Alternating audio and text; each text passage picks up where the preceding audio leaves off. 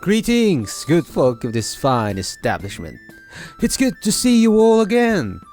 I hope everything is fine for you in this wonderful day. If not, then let this tavern mellow down your worries with fine spirits, courtesy of our illustrious barkeep, accompanied by my tales, and you will be feeling right as rain. Now, as a traveling bard, I have journeyed far and wide, and I have many a tale to share with you tonight. But allow me to regale you with a story of my first encounter with a fellow troubadour, a man whose name you may recognize, Dandelion. It was a warm summer's eve, and I was performing at a tavern much like this one when I first laid eyes on him. He entered the room with an air of confidence, his lute slung over his shoulder, and a twinkle in his eye. I knew then and there that this was no ordinary bard like me. We struck up a conversation over a pint of ale, and I soon discovered that Dandelion was a man of many talents. Not only could he sing and play the lute like no one I had ever heard before, but he was also a skilled storyteller, and a bit of a ladies' man, if you catch my drift. We spent the night swapping tales and singing ballads, and before I knew it, the sun was rising, and it was time to part ways. But I'll never forget that first meeting with Dandelion, and the impact it had on my own journey as a bard. I will tell you the first tale he told me about the witcher named Geralt or Garfield. I can't remember. Oh, yes, Geralt of Rivia. And also his first encounter with something called the Law of Destiny. It's a short tale, but still full of substance. But before we get to storytelling, a quick message from the establishment. If you want to support us, please give us a like, share, and perhaps subscribe to our channel to help make us grow and bring you more stories like this. Here are the links below.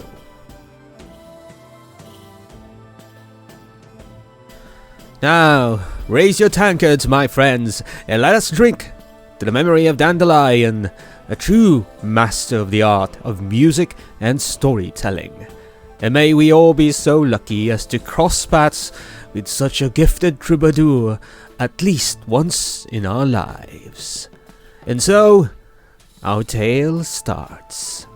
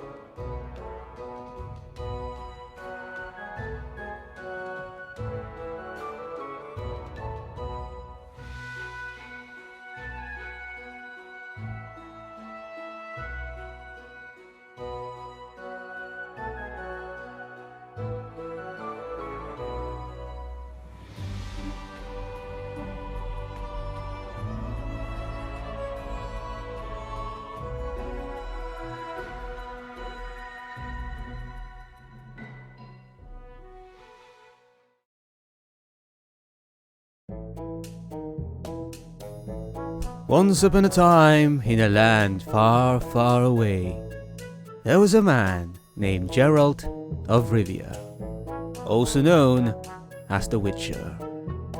Now, Geralt was no ordinary man. He was a mutated monster hunter with incredible strength, agility, and a really cool haircut. One day, Geralt was strolling through the forest when he stumbled upon a group of peasants arguing about the law of destiny. Apparently, this was some kind of mystical rule that governed the fate of all living beings. Being the curious witcher that he was, Geralt decided to investigate. He tracked down a wise old wizard named Yennefer, who told him that the law of destiny was a powerful force that could not be ignored. She warned him that if he tried to defy it, he would suffer dire consequences. But Geralt was not easily swayed. He scoffed at the idea of some magical law dictating his every move, and decided to do the exact opposite of what Yennefer had advised. He set out to slay a fearsome dragon that had been terrorizing a nearby village. At first, things seemed to be going well. Geralt charged into battle with his trusty sword, slicing and dicing the dragon with ease. But just as he was about to deliver the killing blow, he felt a strange force pushing against him. It was the law of destiny, trying to steer him away from his chosen path. Geralt gritted his teeth and pushed back with all his might, determined to finish the job. But the law of destiny was a powerful foe, and it wasn't long before Geralt found himself flying through the air, propelled by an unseen force. As he soared through the sky, Geralt had a moment of clarity. Maybe, just maybe, he had underestimated the power of the law of destiny. Maybe it wasn't just some silly superstition after all. In the end, Geralt landed in a pile of manure. He was bruised, battered, and covered in crap. But he had learned an important lesson. From that day forward, he never doubted the law of destiny again. Or at least, not until the next time he got bored and decided to ignore it. As Geralt staggered to his feet covered in manure, he couldn't help but chuckle to himself. Well, that was unexpected, he thought. Maybe I should start taking this law of destiny thing a little more seriously. With a sigh, Geralt began trudging back to the village. As he walked, he couldn't help but think about all the times he had defied fate in the past. He remembered the time he tried to outrun a horde of angry villagers and ended up falling into a river. Or that one time he tried to seduce a beautiful sorceress and wound up getting turned into a frog. Geralt shook his head, realizing that he had a lot to learn about this whole destiny thing. Maybe he should seek out some more advice from Yennefer, or even a mysterious hermit who lived deep in the woods. But first, he needed a bath. As he approached the village, he noticed a group of children pointing and laughing at him. Geralt glared at them, but deep down he knew he was the one who had brought this upon himself. As he washed off the manure and cleaned his wounds, Geralt couldn't help but wonder what the law of destiny had in store for him next. Maybe he would finally find true love, or discover a hidden treasure trove. Or maybe he would just wind up covered in more crap. Whatever the future held, Geralt knew that he would face it with a newfound respect for the law of destiny. Because as he had learned the hard way, when you mess with fate, fate messes back. In the end, Geralt learned to embrace the law of destiny. He even started wearing a t-shirt that said Destiny's Child and danced around his room to the music of some obscure sorceress known as Beyonde.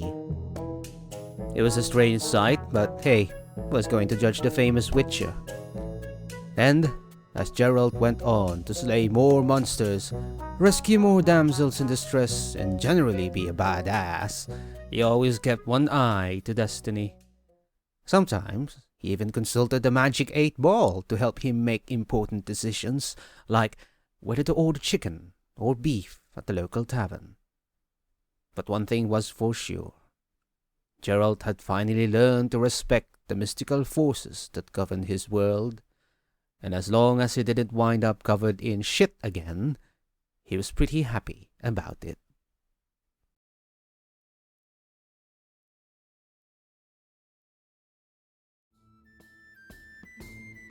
And so, my dear friends, that is the tale of my first encounter with the one and only Dandelion. He was a man of wit, charm, and incredible talent, and I count myself lucky to have shared a night of music and merriment with him. But let us not forget that Dandelion was also a loyal friend, a fierce ally, and a hero in his own right. He stood by Geralt of Rivia in times of war and peace, and his songs have been sung throughout the land, immortalizing the deeds of our favorite witcher and his companions.